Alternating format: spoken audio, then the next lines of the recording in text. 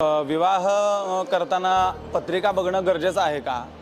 तर ह्यात माझं वैयक्तिक मत असं आहे, विवाह पत्रिकेमध्ये एक गोष्ट खूप महत्त्वाची आणि आपण बघूनच ती का करावी, कारण ग्रहमैत्री हा त्याच्यामध्ये खूप महत्त्वाचा विषय आहे। एकमेकांची रास ही त्या राशींचे स्वामी हे एकमेकांशी जर मैत्रीत्व करत असतील, मैत्रीत्व भावना ठेवत असतील तर तो विवाह सुखकारक होतो।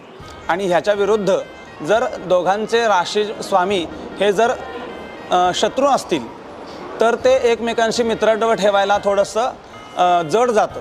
त्याच्यामुळं याचा परिणाम हा भविष्यात त्यांच्या वैवाहिक जीवनावरही होऊ शकतो।